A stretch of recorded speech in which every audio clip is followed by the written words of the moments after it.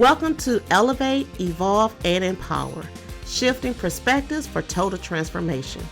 In this compelling 6-part series, you'll be guided by the industry's finest, Cheryl Parks, Yvette Oldacre, and the visionary Melissa Ambers. These aren't just experts, they are catalysts for change. Take a journey that propels you into your next chapter, igniting unbounded growth and redefining success.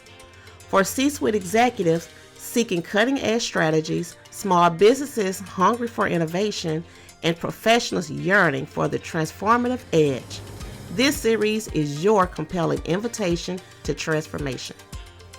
Get ready to disrupt the ordinary, challenge the status quo, and unlock unparalleled potential. Are you prepared to be moved, inspired, and propelled towards your own evolution?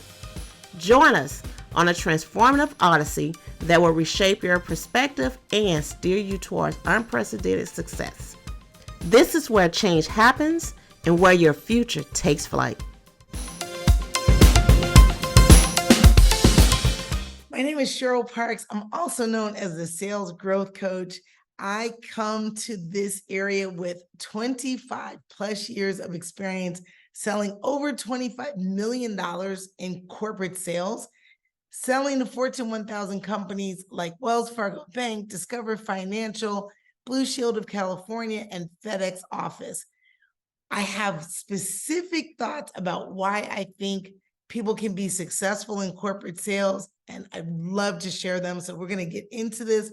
I'm going to give you a little bit about my story. I grew up as the shyest girl in the room, literally not wanting to ring the bell on the bus on my way home from school in high school, and would just ride along with the next person, get off with them, and walk back to my location, which sounds crazy now. But at some point, I really understood that I had all these goals and dreams, and I was writing them down. And one day I said to myself, I'm not really going to get to be able to achieve what I want to achieve unless I start to show up for myself. And I began to take a mindset journey to walk my way through areas that I needed to really master, for lack of a better term, so that I could show up as my best self. It has been a journey. I'm sharing nuggets. I can't wait to talk more about how I took the mindset journey to get to where I am, but also share information and transformational pieces on how you can be successful in corporate sales. So much for coming back. We're going to be talking about building confidence from within. Again, my name is Cheryl Parks. I'm also known as the Sales Growth Coach. And today we're talking about building confidence from within. It's an inside job. So I'm going to give you a couple, 3 or so actionable tips you can take out there. I'm going to couple it with a story or two. So here we go. So first and foremost, to be found interesting, you have to be interesting. How do you do that? Okay, so for me personally, the easiest way for me to do that was I started reading. I started listening to articles and podcasts and really just starting to get into a variety of different areas and spaces so that I knew a little bit about a lot. And the reason for that is I want to be able to have conversation with people about things that I wouldn't necessarily know anything about. So if you talk to me about fishing, I may not be able to take a deep dive into that conversation, but what I can do is ask good questions, right? I know enough about fishing to know there's like saltwater, cold water, that kind of thing. And I know enough to know about different types of fish, only because I've looked them up. I've looked up some things and I can ask some good questions. And what do people like to do? Most, we like to talk about ourselves. So if I'm asking you good questions and I'm being an active listener, I can actually lead the conversation so that the person's able to provide some information to me and we can make a connection because I actually care what they care about. And people typically, they don't care about you until you care about them, till they know you care about them. Okay, so the second thing we're going to talk a little bit about, and I got this quote from an old friend of mine from years ago, and the person told me, you have to do to motivate. You don't motivate to do. So if you've ever been sitting at home and you knew you should be out taking a run or a walk or going to the gym or getting some work done that you had been putting off, procrastinating, and you say to yourself, well, let me get motivated. How I need to get motivated to get up and do this. This one's for you. In order to get motivated, you actually have to do. Motivation never shows up when we need it.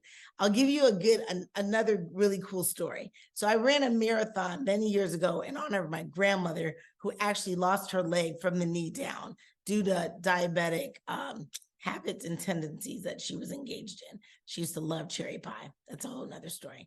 At the end of the day, I decided, because I can walk and I can run, I'm going to run this marathon in her honor. So what I learned in running a marathon is a few things. First and foremost, break things into pieces. So for those that don't know, when you run a marathon, you want to run. So we started running 4 miles, and then the next week we ran 6 miles. And then the next week we went back to 5 miles, and then we went to 8 miles. Then we came back to 7. The reason for that is you stretch your muscles and then you contract to let them refresh and restore. And a lot of people do know that that's the way that you are able to make your muscles do more and go further for you. At the end of the day, it literally was this part of it. The do to motivate part came in because my trainer said, don't tell yourself you're going to run 14 miles today. Just tell yourself to get up at the certain time and start getting dressed. And then from there, just get your keys, get your water bottle, right? And he would take you through it step by step until you were in the car. Now drive to the place where you're going to start to run with your team. And then from there, you're kind of swept into the process of running. So I learned a lot from running a marathon around how you can do to motivate instead of trying to motivate yourself to do things. So break things up into pieces so that you can begin the process of being in action. It will take you far. Last piece of this marathon story, I was concerned that I was going to basically hit the wall at one point during the marathon. And what I found is when you're with a group of people and you're all moving in the same space, the same way, moving in the same direction, it's very difficult to stop completely because, first of all, you're going to be in somebody's way.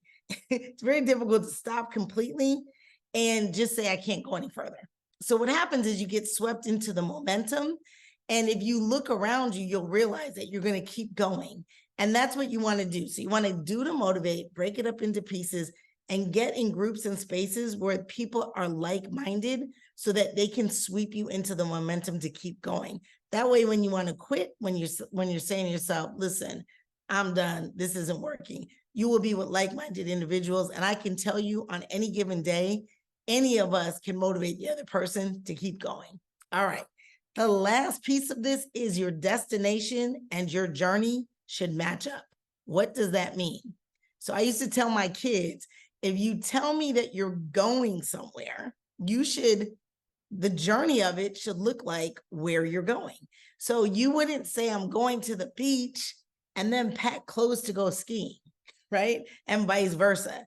So your journey and your destination should look and feel similar. So in other words, if you're out here and you're working 40, 50, 60-hour weeks, and you're working to get to this destination where you can be on a beach working 2 hours a day, I'm not saying you can start there, but at the end of the day, there should be some sense of how am I going to get my journey to look and feel like the destination.